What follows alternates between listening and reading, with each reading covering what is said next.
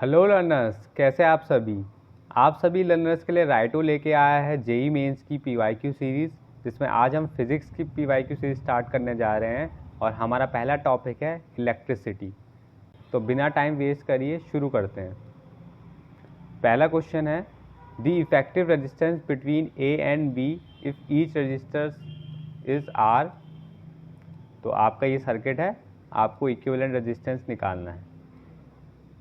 तो आप video pause कीजिए, खुद से ट्राई कीजिए, देन हम इसका सोल्यूशन साथ में देखेंगे। डन। आइए इसका सोल्यूशन देखते हैं। देखिए, जो आप यहाँ पर सी पॉइंट और डी पॉइंट को देखिए, क्योंकि ये इक्विवेलेंट पॉइंट्स हैं तो आप ऐसा कह सकते हैं कि V C equal V D, potential at C equals potential at D, क्योंकि ये एकदम सिमेट्रिक पॉइंट्स हैं और आपको जानते हैं कि सर्किट्स में हम सिमेट्री आर्ग्यूमेंट्स यूज़ करते हैं।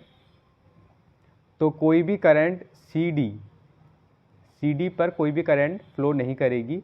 तो जो ये रेजिस्टेंस इसके अंदर लगे हुए हैं इनको आप इग्नोर कर सकते हैं। तो इनके बिना अगर आप इसे बनाने का ट्राई करेंगे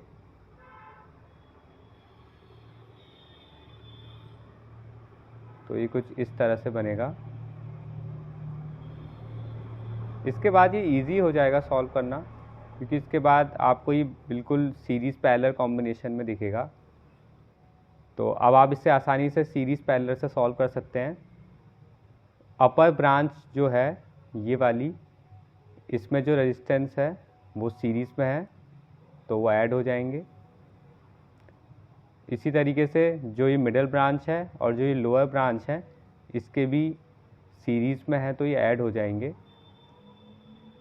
उसके बाद ये तीनों को आप इस तरीके से शो कर सकते हैं।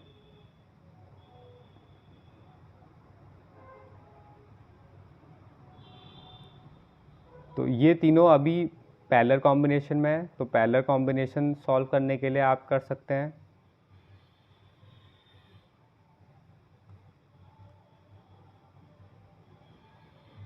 तो जो इन तीनों का कॉम्बिनेशन आएगा उसको आप इस तरीके से शो कर सकते हैं। ये आर हो जाएगा आपका, और जो ये तीनों का पैरेलल इक्विवेलेंट आएगा वो ये हो जाएगा, और तीसरा आर। अब ये तीनों सीरीज़ में है तो आप इनको सीरीज़ में सॉल्व कर सकते हैं। सिंपली ऐड करना है, तो ऐड करने के बाद ये हो जाएंगे। आर इक्विवेलेंट जो आपका आएगा वो आपका आएगा 3 + 2 + 3 8। तो ये आपका इक्विवेलेंट रेजिस्टेंस आ जाएगा इस क्वेश्चन के लिए। नेक्स्ट क्वेश्चन देखते हैं। Second question, the equivalent resistance between A and B. तो ये सर्किट है, आप इक्विवेलेंट रेजिस्टेंस निकालिए। तो अगर आप अच्छे से विजुअलाइज कर सकते हैं तो आप ये डायग्राम कुछ इस तरीके से होगा।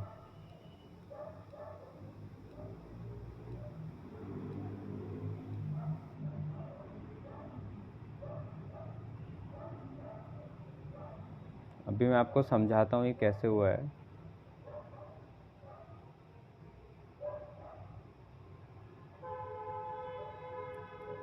ये 6 है, ये 8, ये 6 वाला रेजिस्टेंस है, ये 8 वाला ये है, और ये जो बीच में है ये 3 है। तो ये 10 और 5 का इक्विवेलेंट है, 10 5, ये 7 8, और ये 11 4।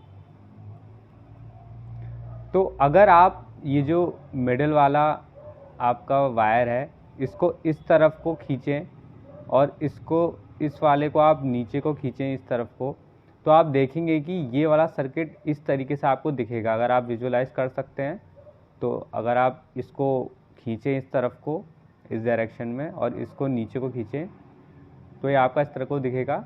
वरना आप ऐसा भी लॉजिक लगा सकते हैं कि यहाँ से करंट आप देखें तो ये करंट डिस्ट्रीब्यूट हो गई, तो यहाँ तो सेम करंट ही फ्लो हुई, फिर यहाँ से फिर करंट डिस्ट्रीब्यूट हो गई, और फिर जो करंट यहाँ से आई और यहाँ से मिली वो दोनों ऐड होके आगे गई।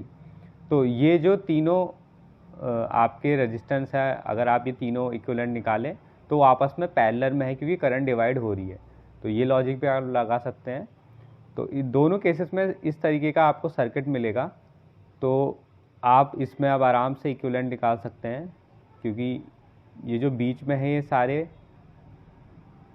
ये पैरेलल कॉम्बिनेशन में है और इनका इक्विवेलेंट हर किसी का आ रहा है 15। तो 15 15 15, तो तीन रेजिस्टेंस पैरेलल में 15 15 है। तो नेट कितना हो जाएगा आपको पता है, 3 टाइम्स 1/15। और जो इन तीन ब्रांच का आर इक्विवेलेंट आएगा वो आएगा 15/3। उसके बाद आप उसको यहाँ पर रख सकते हैं, ये 6, ये आपका 5, क्योंकि 5 आएगा, और ये 8। तो 6 5 8 ये आपके सीरीज़ में है। तो सीरीज़ में आप इनको निकाल सकते हैं, आर इक्विवेलेंट 6 + 5 + 8 14 90। तो ये है आपका आंसर। नेक्स्ट क्वेश्चन देखते हैं। इसे पॉज कीजिए और ट्राई कीजिए। डन। ठीक। एक हीटर है जो कि 100 वोल्ट के लिए डिज़ाइन है, और इसे हमने 10 ओम रजिस्टर्स और एक आर रजिस्टर के साथ इस तरीके से रखा है। तो अगर हम इसे 100 वॉट की सप्लाई दें तो फिर इस आर की किस वैल्यू पर जो पावर आउटपुट है हीटर का वो होना चाहिए 62.5 वॉट। तो ये आपका क्वेश्चन है, तो आपको आर फाइंड आउट करना है। तो देखिए सीधी सी बात है कि आर फाइंड आउट करने के लिए आपको करंट चाहिए होगी, जो इसमें जो यहाँ से करंट आई उसके बाद जो करंट डिवाइड होगी उसकी मदद से हम आर निकाल सकते हैं। और क्योंकि हमारे पास पावर है तो पावर की हेल्प से हम, ये पावर का फॉर्मूला आपको पता है, एक तो वी आई होता है, तो वी आई की मदद से और साथ में v²/r, और एक और फॉर्मूला होता है I² R² I²R। तो इन फॉर्मूले की मदद से हम आसानी से रेजिस्टेंस निकाल सकते हैं। सबसे पहले हम क्या करते हैं, हम अपने हीटर की रेजिस्टेंस निकाल लेते हैं। तो हीटर की रेजिस्टेंस कैसे निकलेगी, जैसे कि हमने देखा पावर ऑफ द हीटर का फॉर्मूला एक ये भी है। तो रेजिस्टेंस ऑफ हीटर क्या हो जाएगी, तो आपको पता है कि अगर 100 वोल्ट की सप्लाई हो तो पावर आउटपुट कितना होगा हीटर का 1000 वोल्ट। तो इससे आपका 10 ओम का रेजिस्टेंस, तो हीटर की रेजिस्टेंस आपको पता चल गई है। तो इसके बाद हम क्या कर सकते हैं, हम पूरे सर्किट के लिए करंट निकाल सकते हैं। तो पूरे सर्किट में कितनी करंट फ्लो होगी, तो ओम्स लॉ की मदद से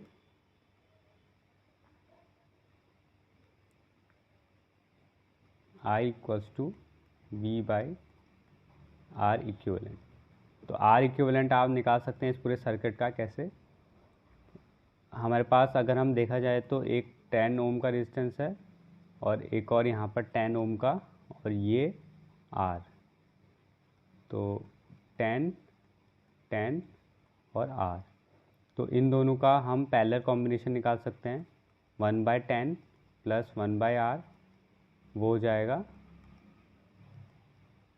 10 + R/10R। तो इनका इक्विवेलेंट कितना हो जाएगा, इसे हम R' इक्विवेलेंट कह देते हैं। तो ये हो जाएगा 10R 10 + R। तो यहाँ पर अगर हम अब R इक्विवेलेंट निकालना चाहें तो अब ये जो पूरा R इक्विवेलेंट आया है वो इसके साथ सीरीज़ में है। तो 10 + R इक्विवेलेंट जो कि हमारा है 10R + 10 + R।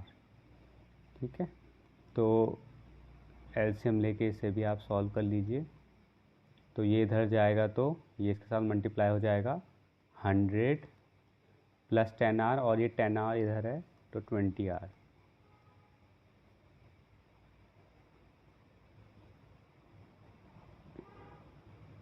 तो यहाँ पर आपका R इक्विवेलेंट आ चुका है।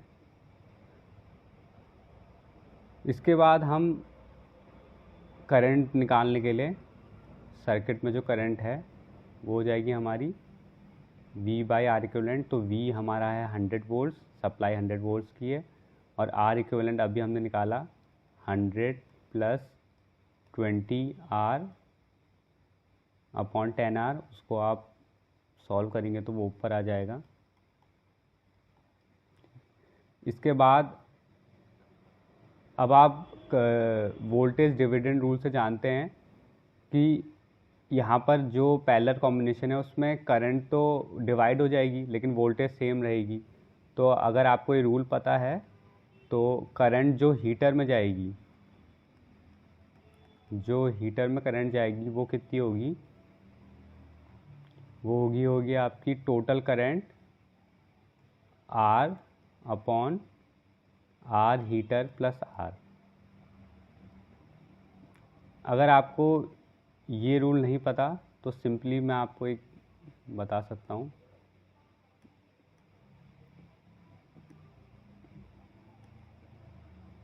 अगर आप ये फॉलो करें IR1 resistance equals to I2R2, इसको आप फॉलो करें, और एक रिलेशन और है आपके पास I1 प्लस I2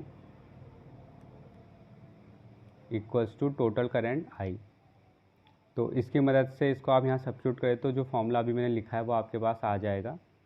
तो अब हमारे पास जो करंट है हीटर की हमें पता होनी चाहिए।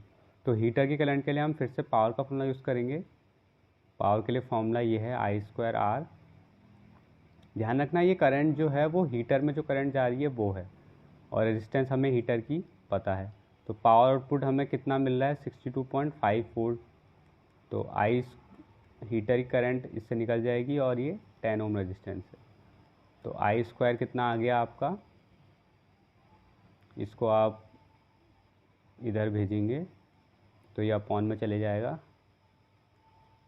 6.25। तो I के लिए आप इसका रूट कर देंगे तो 2.5 एम्पेयर की आपकी करंट आ जाएगी। क्योंकि ये सब ऐसा यूनिट्स हैं वॉट ओमेगा, तो एम्पेयर में हमारा आंसर आ जाएगा। इसके बाद जो ये करंट आई है मैंने आपको बताया ये करंट कौन सी है, हीटर की करंट। और इससे पहले हमने जस्ट अभी हीटर के लिए करंट का फॉर्मूला निकाला। तो वो क्या है, हीटर के लिए जो करंट है वो है total current upon R H plus R. तो इसे हम यहाँ यूज़ करेंगे 2.5 इंटू टोटल करंट हमारी कितनी थी, टोटल का हमारे है ये 100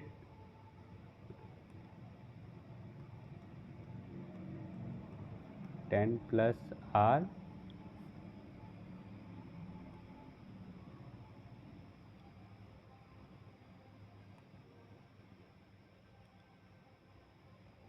हंड्रेड प्लस 20R। तो यहाँ से आसानी से आप R निकाल सकते हैं। इसको हम थोड़ा सा सॉल्व कर लेते हैं। 2.5 इंटू 250 और ये हो जाएगा 1000 प्लस 100R। तो इसको यहाँ शिफ्ट कर देंगे तो ये हमारा आ जाएगा 750 माइनस 50R।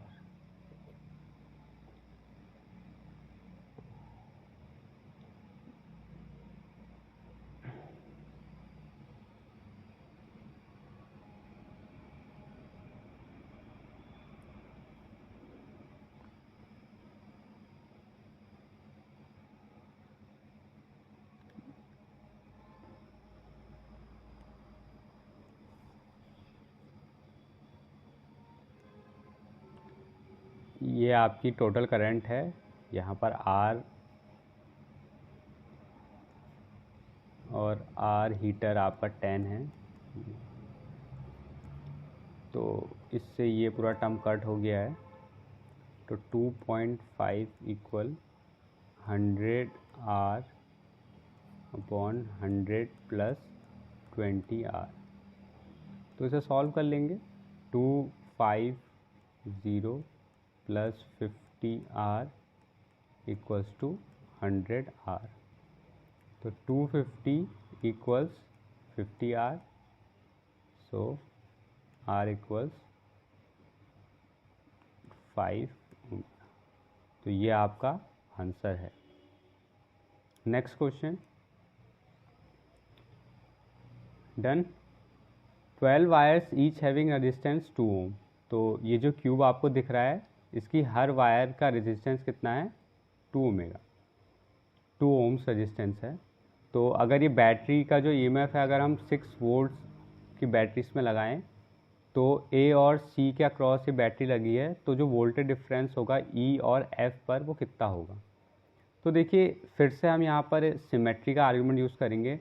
अगर आप देखें इस क्यूब को, तो इस क्यूब में अगर आप बी डी के अक्रॉस, ये जो बी डी है, इसके अक्रॉस एक प्लेन कंसिडर करें, जो कि यहाँ से इस तरीके का प्लेन हो, और ऐसे ही ऊपर आप इसको मान सकते हैं। आप समझ रहे ना कौन सा प्लेन? जो आपका, अगर ऊपर से आप इसको देखें तो ये है, तो ए बी सी डी। तो बी डी के अक्रॉस जो आपका, बी डी के अक्रॉस आपका जो ये लाइन है, इस पर जो प्लेन बनेगा, उस प्लेन की मैं बात कर रहा हूँ। तो ये प्लेन आपका सिमेट्रिक प्लेन है। तो सिमेट्रिक प्लेन होने की वजह से जो, इसको हटा देते हैं, जो आपका पोटेंशियल होगा वी बी पर, वो वी ई के बराबर होगा, ये ई पॉइंट है। और जो पोटेंशियल एट डी होगा, वो पोटेंशियल एट एफ होगा। तो इसका मतलब आप समझते हैं कि इन वायर्स में, ये जो ये वायर्स हैं, ये वाली और ये वाली, इनमें कोई करंट नहीं चलेगा। तो ये रेजिस्टेंस आप ड्रॉप कर सकते हैं, ठीक है। तो अगर आप इन रेजिस्टेंस को ड्रॉप कर देंगे, तो आपका सर्किट, अगर आप ऊपर से मैं दिखाऊं, तो आपको कुछ ऐसा दिखेगा। ये ए बी सी डी हैं। ए सी के अक्रॉस आपको पता है आपकी बैटरी ए सी के अक्रॉस लगी है।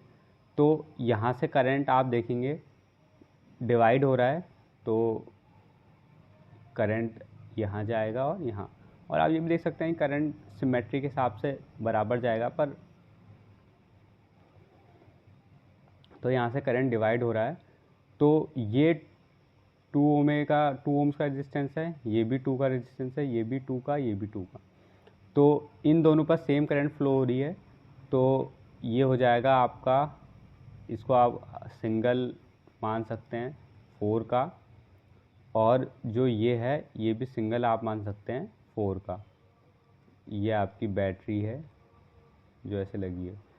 अभी यहाँ से 2 वायर्स नीचे भी गए हैं, और सेम नीचे भी इस तरीके का ही है, नीचे भी सेम ऐसा ही एक स्क्वायर है, E F G H, same तरह का स्क्वायर है। तो यहाँ से जब करंट आएगी, तो वो भी डिवाइड हो जाएगी ऐसे करके। तो यहाँ भी सेम इस तरीके के 2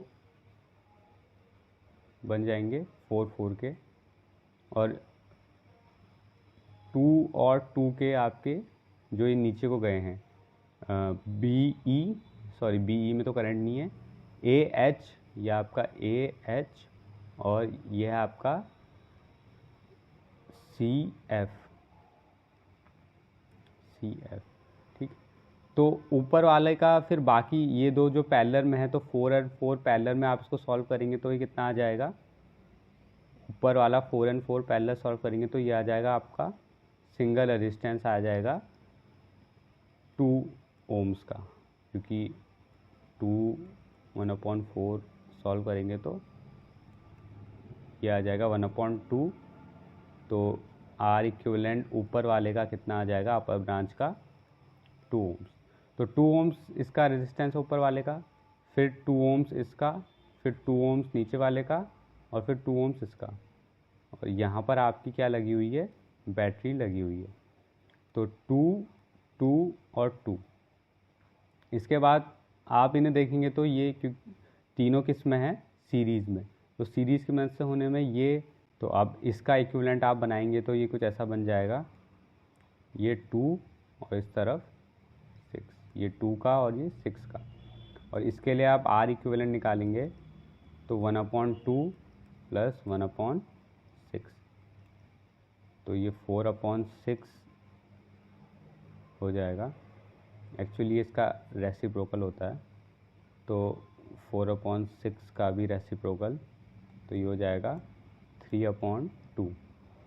तो 3/2 जो आपका है वो नेट रेजिस्टेंस आ गया है इसके लिए। तो हमें क्या चाहिए, potential difference between E and F. तो ई एंड एफ के बीच में हमें पोटेंशियल डिफरेंस चाहिए। तो देखिए इसको हम आराम से समझ सकते हैं कि पहले तो हम टोटल करंट निकाल लें। टोटल करंट कितना आ जाएगा, V/R। तो V आपका 6 है और रेजिस्टेंस आपका 3/2 है, तो ये आपका आ जाएगा 4। तो 4 एम्पेयर रेजिस्टेंस है। तो जो आपका ऊपर जो करंट आई, जो आपका ये सर्किट ऊपर था, सबसे ऊपर यहाँ से आपकी करंट इनमें बढ़ी, उसके बाद नीचे गई, फिर यहाँ पर से इस तरीके का आपका फिगर है। तो यहाँ से जो टोटल करंट आई यहाँ से डिवाइड हो गई, ठीक है। फिर उसके बाद यहाँ आई, फिर यहाँ से डिवाइड हो गई। तो अब हमें इनके बीच में पोटेंशियल डिफरेंस अगर निकालना है तो हमें इस ब्रांच में, आप ध्यान से समझ जाइए, इस ब्रांच में ई एफ, तो यहाँ पर हमें करंट चाहिए। तो यहाँ पर हमें अगर करंट चाहिए तो करंट के लिए हम क्या करेंगे, देखिए यहाँ से जो टोटल करंट आएगी वो किसके हिसाब से बढ़ेगी, रेजिस्टेंस के हिसाब से, क्योंकि करंट जब डिवाइड होती है रेजिस्टेंस के हिसाब से डिवाइड होती है। तो अपर में आपके पास रेजिस्टेंस कितना था, 2 ओम्स का, और नीचे कितना रेजिस्टेंस था आपके पास, अगर आप नीचे का जोड़े तो 6 ओम्स का। तो जो नीचे करंट जाएगी वो कितनी जाएगी, अगर ये रूल जो मैंने आपको अभी बताया था, करंट जो होगी वो जो नीचे लोअर सर्किट में जाएगी वो क्या होगी, टोटल करंट, इसे मैं कैपिटल आई से दिखा देता हूँ, अपॉन नीचे दोनों को ऐड करना होगा, और ऊपर क्योंकि आप नीचे की निकाल रहे हैं तो ऊपर की आप लिखेंगे, तो 2 8, तो ये आ जाएगा 4। तो I/4 करंट आपकी नीचे जाएगी, तो I/4 नीचे आएगी। और यहाँ से देखो ये भी उतना ही रेजिस्टेंस है और ये भी उतना ही रेजिस्टेंस है, जो ये दो अलग ब्रांच है, तो यहाँ से भी करंट बराबर डिस्ट्रीब्यूट होगी। आप चाहें तो इसी फॉर्मूले से इसे निकाल भी सकते हैं। तो करंट जो इस ब्रांच में जाएगी, जो ये EF ब्रांच है, वैसे तो ये यहीं से स्टार्ट हो जाएगी H से ही, H से E और E से F में जो करंट जाएगी वो क्या होगी, वो होगी आपकी I/4 जो करंट आई है उसकी हाफ। आप चाहें इस तरीके से दोबारा निकाल सकते हैं। तो I/8 करंट आपकी यहाँ जाएगी। तो टोटल करंट हमारी कितनी थी, 4, और तो ये हो जाएगा 4/8, तो ये आ जाएगा हाफ एम्पेयर करंट। इसके बाद हमें क्या चाहिए, पोटेंशियल एट EF। तो पोटेंशियल का फॉर्मूला क्या होता है, IR/IEF इंटू R, तो हाफ एम्पेयर और 2, तो 1 वोल्ट का आपके पास पोटेंशियल डिफरेंस EF के अक्रॉस होगा। Next question, by what percentage will the illumination of the lamp decreases if the current drops by 20%। तो इसे करते हैं। तो illumination जो ये शब्द है इसको आप किस चीज़ से समझ सकते हैं, इसका सीधा सा रिलेशन है पावर के साथ। कि जितना पावरफुल लैम्प आपका होगा उतना ज़्यादा वो इल्यूमिनेट करेगा, उतनी ज़्यादा वो रोशनी देगा। तो आपका डिक्रीज़ हो रहा है क्योंकि करंट ड्रॉप्स हो रही है, क्योंकि आपको पता है पावर और करंट के बीच में क्या फॉर्मूला होता है, I² R आप कह सकते हैं, या फिर आप चाहें तो VI भी कह सकते हैं। तो आपकी करंट 20% से ड्रॉप कर रही है। तो 20% से ड्रॉप करने का मतलब क्या है कि आपकी जो अब करंट होगी, जैसे अगर मैं उसे 20 नई जो करंट आएगी तो वो होगी 80% ऑफ I। यहाँ पर I मैंने आपकी ओरिजिनल करंट को ले लिया है बिफोर ड्रॉप और I' आफ्टर ड्रॉप। तो 80% ऑफ I आपकी करंट हो जाएगी। तो 80 100 तो 8 10 I ये आपकी करंट हो गई। तो ये आपकी करंट है। तो इस करंट से आपका कितना पावर ड्रॉ होगा। तो अगर नया पावर ड्रॉ जो हो रहा है उसे मैं ये ले लूँ तो 8 10 I इसका होल स्क्वायर R। तो ये है। अब इसका मुझे निकालना है परसेंटेज, क्योंकि आपको परसेंटेज में निकालना है। तो इतनी पावर आपकी है और आपको परसेंटेज डिक्रीज निकालना है, तो इसको ओरिजिनल पावर से माइनस कर दें। तो ओरिजिनल पावर मेरे पास क्या है, I² R minus 8² 10² I² R। तो I² R 1 माइनस 8² 10²। तो इसे हम यहाँ पर सॉल्व कर सकते हैं। और जब हम इसका परसेंटेज निकालेंगे तो परसेंटेज निकालने के लिए हम इस ड्रॉप को P से ही डिवाइड करेंगे और इंटू 100 करेंगे, तो आपका परसेंटेज आ जाएगा। तो P से डिवाइड करने का मतलब है I² R से डिवाइड करना, तो वो तो कट हो जाएगा और आपका आ जाएगा ये आंसर इंटू 100। तो इसको हम यहाँ एलसीएम ले लेते हैं। 100 माइनस 8 का स्क्वायर 64, तो 36। तो ये आपका आ जाएगा 36%। तो ये क्या है, पावर में जो डिक्रीज़ है वो हमने निकाला है। ये पावर डिक्रीज़ था, यहाँ पर हमने इसका परसेंटेज निकाल दिया, तो 36% पावर डिक्रीज़ हो जाएगा। Next question, a galvanometer having coil of resistance 10 ohm show a full scale deflection of current of 3 milliampere. For it to measure a current of 8 ampere, the value of the shunt used be। तो इसके लिए आपको पूरी तरीके से इसका concept पता होना चाहिए कि गैल्वेमीटर से हम एक एमीटर कैसे बनाते हैं। तो हम क्या करते हैं कि हमारे पास एक गैल्वेमीटर होता है जिसकी अपनी कुछ रेजिस्टेंस है, यहाँ पर 10 ओम रेजिस्टेंस ली गई है, ठीक। उसको हम पैरेलल में एक शंट से जोड़ देते हैं। शंट और कुछ नहीं है, एक रेजिस्टेंस है, उसके साथ हम उसे जोड़ देते हैं। तो जो करंट आती है, तो मेजॉरिटी करंट शंट से पास होती है और कम करंट गैल्वेमीटर से पास होती है। वो हम उस हिसाब से डिसाइड करते हैं कि हमें कितने रीडिंग का या कितना मेजर करने के लिए कितनी ज़्यादा हम करंट मेजर करना चाहते हैं, उस हिसाब से हम ये शंट रखते हैं। तो जो हम करंट चाहते हैं जो ये मेजर करे, जो यहाँ से टोटल करंट आए, तो हम चाहते हैं जो हमारा सेटअप है पूरा, यहाँ से करंट जो आई करंट आए उसको ही मेजर कर ले, वो 8 एम्पेयर होनी चाहिए। मतलब 8 एम्पेयर तक यहाँ से जो करंट आए उसको ये अपरेटस मेजर कर ले, गैल्वेमीटर दिखा दे। लेकिन असल में तो गैल्वेमीटर से तो कुछ ही करंट पास होगी, बाकी तो शंट से हो जाएगी। तो गैल्वेमीटर से जो करंट पास होगी उसे हम IG कहते हैं, जो कितनी है 3 मिली एम्पेयर, और बाकी सारी करंट शंट से पास होगी। और गैल्वेमीटर का रेजिस्टेंस कितना है, RG बोल सकते हैं या कैपिटल G से भी आप देख सकते हैं, 10 ओम। तो होगा क्या, आप सिंपल यहाँ पर वोल्टेज का रूल या करंट का रूल लगा सकते हैं पैरेलल कॉम्बिनेशन के लिए। तो simply IG into RG equal S into current जो यहाँ जाएगी नीचे ब्रांच में, तो वो कितनी होगी, I माइनस IG। तो आपके पास यहाँ सारी वैल्यूज़ हैं, तो आप सब्स्टिट्यूट कीजिए, आंसर आ जाएगा I G into R G I minus I G. तो ये है 3 milli ampere into 10 ohms resistance और 8 माइनस 3। ध्यान रखना ये मिली एम्पेयर में है, तो इसे आप 10⁻³ एम्पेयर लिख सकते हैं अगर आप यहाँ एम्पेयर करना चाहते हैं तो जो ये सब आप जब कैलकुलेशन करेंगे तो जो आपका आंसर आएगा 3.75 इंटू 10⁻³ ओम्स। ध्यान रखिएगा मिली एम्पेयर में है तो इसे आपको एम्पेयर में कन्वर्ट करना पड़ेगा, फिर आप सॉल्व कर सकते हैं।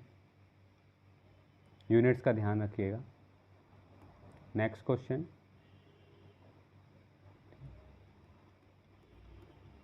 इसे सॉल्व करते हैं। अब potential V is applied across a uniform wire of resistance R। तो एक वायर है, उसका रेजिस्टेंस मैं ऐसे दिखा रहा हूँ, वैसे पूरे वायर का रेजिस्टेंस है। तो V आपने इसके अक्रॉस अप्लाई कर दिया है। तो पावर जो डिसिपेट हो रही है, पावर वो हो रही है P1। तो V और R आपको गिवन है, तो V और R के टर्म्स में ये आपके पास पावर का फॉर्मूला है। तो Y is then cut into two halves and a potential of V is applied across the length of each half। तो उसी वायर को हमने दो अलग अलग वायर्स में कन्वर्ट कर दिया है और उनके अक्रॉस V ही पोटेंशियल अप्लाई हो रहा है। ये आपने स्मॉल देखा होगा पर ये सेम ही है V। तो आप अगर हमने लेंथ आधी कर दी है तो रेजिस्टेंस भी आधी हो जाएगी। आपको रेजिस्टेंस का फॉर्मूला पता होगा, रेजिस्टेंस का फॉर्मूला क्या होता है, ρl/A। तो लेंथ आधी हुई है तो रेजिस्टेंस भी आधी हो जाएगी। तो अब इसका पावर आउटपुट इन दोनों का मिला के कितना होगा, तो पावर आउटपुट इसका क्या होगा, V²/R और 2 ऊपर आ जाएगा, R/2 है। इसका भी पावर आउटपुट होगा 2V²/R। तो मिलाकर इन दोनों का पावर आउटपुट है P2। तो इन दो को हम ऐड कर देंगे, दोनों को ऐड करने से हमारा पावर आउटपुट क्या आ जाएगा, दोनों को ऐड हम करेंगे तो 4V²/R। तो दोनों को ऐड हमने कर दिया है। तो इसके बाद क्या होगा, हमें रेशियो गिवन है, तो P2/P1 हमको गिवन है। तो अगर आप रेशियो निकालेंगे तो आप देख सकते हैं आराम से ये 4:1 आ जाएगा। और ये रेशियो हमें क्वेश्चन में जो गिवन है वो √x/1 गिवन है। तो 4 इज इक्वल टू √x और हमसे x की वैल्यू पूछी गई है, तो आप इसको शिफ्ट कर दो पावर को, तो ये आपका आ जाएगा 4² और जो कि होता है 16। तो ये आपका आंसर है। Next question, the current flowing through a conductor connected across a source is 2 ampere and 1.2 ampere at 0 degree Celsius and 100 degree Celsius respectively. The current flowing through the conductor at 50 degree Celsius will be। तो आपको इस question में जो relation setup करना है वो किसके बीच में करना है, करंट के और टेम्परेचर के। तो आपको पता होगा कि करंट इसलिए चेंज हो जा रही है टेम्परेचर के हिसाब से, क्योंकि जो रेजिस्टेंस होता है कंडक्टर का, किसी भी कंडक्टर का रेजिस्टेंस जो होता है वो टेम्परेचर पर डिपेंड करता है। और वो कैसे डिपेंड करता है, R temperature equals to R0 1 plus alpha delta T, जहाँ पर ये जो है अल्फ़ा वो प्रोपोर्शनलिटी कांस्टेंट है इस रिलेशन के लिए। R0 आपको समझना है, R0 किसी बेस आप कह सकते हैं, R0 जो है वो किसी वैल्यू पर निकाली गई है और यहाँ पर हम उसे कह सकते हैं 0 डिग्री सेल्सियस पे। 0 डिग्री सेल्सियस पे जो रेजिस्टेंस आएगी उसको हमने बेस रेजिस्टेंस माना हुआ है, तो वो है ये R0।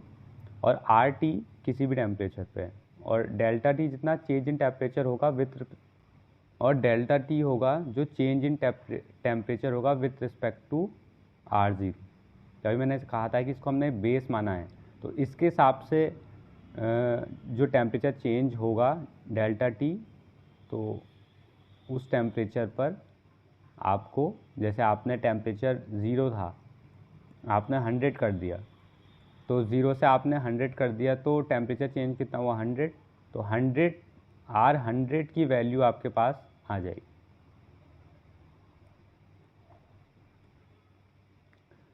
तो इसे हम सॉल्व करते हैं। तो R0 आपको दिया हुआ है, R0 पे आपको करंट दी हुई है कि टेम्परेचर एट 0 डिग्री सेल्सियस पे आपको करंट दी है। तो करंट क्या होती है, अगर हम ब्रेक करें तो करंट होती है V/R। तो V/R है, तो ये हो जाएगी V/R0, जो करंट है 2 एम्पियर। R0 पर करंट कितनी है 2 एम्पियर। और उसी तरीके से V/R100 कितनी हो जाएगी 1.2 एम्पियर। ठीक, तो यहाँ पर हम क्या करेंगे ना, हम यहाँ पर R100 की वैल्यू पुट करेंगे, मतलब इस फॉर्मूले से हम R100 निकालेंगे। तो R100 के लिए क्या हो जाएगा, और यहाँ पर चेंज इन टेम्परेचर कितना होगा 100। तो R100 हमें पता है कितना है, यहाँ से आप निकाल सकते हैं V/I, तो V/1.2, और R0 यहाँ से आप निकाल सकते हैं V/2, तो 1 प्लस अल्फ़ा 100 प्रोडक्ट में है, तो V से V कट हो जाएगा, और इसको आप इधर शिफ्ट कर सकते हैं। तो इसको आप इधर शिफ्ट करेंगे तो 2/1.2, और तो ये 20/12 हो जाएगा। 20 मैंने पॉइंट हटा दिया है।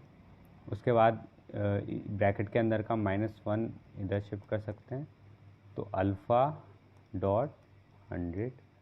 तो इसको आप सॉल्व करेंगे तो ये आ जाएगा आपका 8/12, और 8/12 और 100 भी अपॉन में चले जाएगा। तो इसे कट कर देते हैं, 4 2 जा 4 3 जा, ठीक है, और इसे 2 से 50 टाइम्स, तो जो यहाँ से आपका अल्फ़ा निकल के आया है वो आया है आपका 150। तो 150 आपकी अल्फ़ा की वैल्यू आ गई है। अब हम यहाँ से निकाल सकते हैं करंट एट 50। तो करंट निकालने के लिए हम क्या करेंगे, R50 निकालेंगे। R50 क्या आ जाएगा, V/2 1 प्लस 150, और चेंज कितना हुआ 50। तो जो R50 आया, और R क्या होता है V/I, करंट एट 50। तो V/2, और अंदर इसे सॉल्व करेंगे तो आप आ जाएगा, ये 3 से कट होगा, और 3 से एलसीएम लेने पर ये आ जाएगा 4/3। तो इसको हम यहाँ पर फाइनल कर सकते हैं, फिर से V से V कट हो जाएगा, और I50 जो हमारा आएगा करंट एट 50, इसको हम इस तरफ शिफ्ट कर देंगे और इनको इस तरफ ले आएंगे, तो ये आ जाएगा 6/4। तो ये आ जाएगा 1.420, तो 1.5 एम्पियर्स। तो नेक्स्ट क्वेश्चन आपका ये है, ये एक असर्शन और रीजन वाला क्वेश्चन है, तो दोनों को आप पढ़ लीजिए और अपना आंसर रेडी रखिए।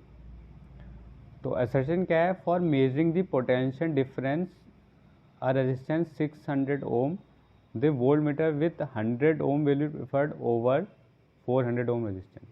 तो आपको पता है कि अगर आपके पास एक, इन्होंने कहा है कि आपके पास एक 600 ओम का एक रेजिस्टेंस है,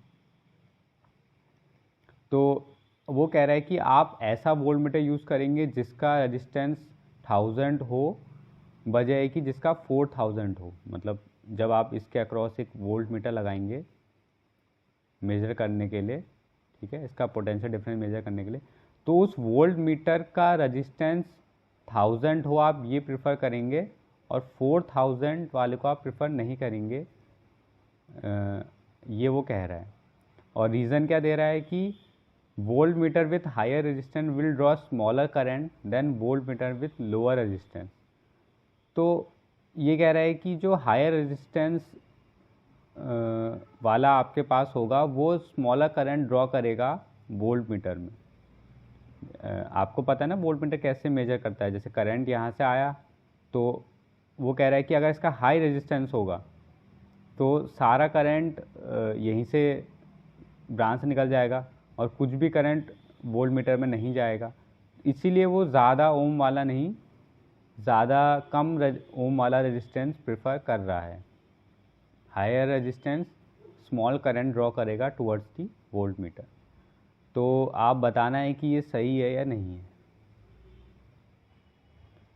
तो इसका जो असर्शन है कि 600 को मेजर करने के लिए हम 1000 ना यूज़ करके 4000 मतलब 1000 यूज़ करेंगे, 4000 यूज़ नहीं करेंगे, तो ये गलत है। क्योंकि हम कोशिश करते हैं कि जो वोल्ट मीटर हो उसका रेजिस्टेंस ज़्यादा हो। अब इसमें कैच है, वो कैच क्या है कि हम चाहते हैं कि इस वोल्ट मीटर का जो रेजिस्टेंस है वो ज़्यादा हो, लेकिन वो एक लिमिट से भी बहुत ज़्यादा ना हो कि वो करंट ही ब्लॉक कर दे। अगर मान लो ये रेजिस्टेंस बहुत हाई है, बहुत हाई कंपेयर टू, मतलब आप इस जो ये रेजिस्टेंस लगा है इस रेजिस्टेंस कंपेयर में ये रेजिस्टेंस बहुत हाई हो तो ये तो करंट को चोक कर देगा, तो करंट आपका नियरली अप्रॉक्स 0 हो जाएगा। तो ऐसा हम नहीं चाहते, हम चाहते हैं कुछ करंट यहाँ से ड्रॉ हो। तो ये पॉइंट आपको ध्यान रखना है, वरना बाकी केसेस में हम ज़्यादा रेजिस्टेंस वाला ही प्रेफर करेंगे। क्योंकि ज़्यादा रेजिस्टेंस होगा तो मेजॉरिटी करंट यहीं से फ्लो होगा और बहुत कम करंट यहाँ से फ्लो होगा, और वही हम चाहते हैं। तो ये असर्शन गलत है, तो ए इज़ नॉट करेक्ट। तो अब बी को देख लेते हैं। लेकिन जो बी रीज़न है कि higher resistance will draw smaller current toward the volt meter, तो बात सही है कि जो हायर रेजिस्टेंस है वो कम करंट ड्रॉ करेगा। तो यही रीज़न है कि हाई रेजिस्टेंस 4000 है तो कम करंट ड्रॉ करेगा वोल्ट मीटर में, और वही हम चाहते हैं। हम चाहते हैं ज़्यादा से ज़्यादा करंट इस ब्रांच से ही ड्रॉ हो, जो ये ब्रांच है जो 600 ओम वाली है इसी से ड्रॉ हो। वोल्ट मीटर तो बस यहाँ मेजर करने के लिए, तो एक कम से कम करंट अपने से ड्रॉ करवाए। तो हम चाहेंगे कि ज़्यादा रेजिस्टेंस वाला वोल्ट मीटर हो। तो ए रॉन्ग है लेकिन बी राइट है। तो A is not correct but R is correct. तो ये आपके पास ऑप्शन सही है।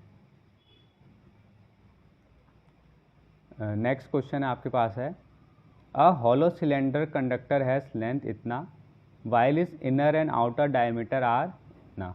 Resistance of the conductor unknown है और रेजिस्टिविटी आपको दी है, आपको वही कंडक्टर का रेजिस्टेंस आपको निकालना है।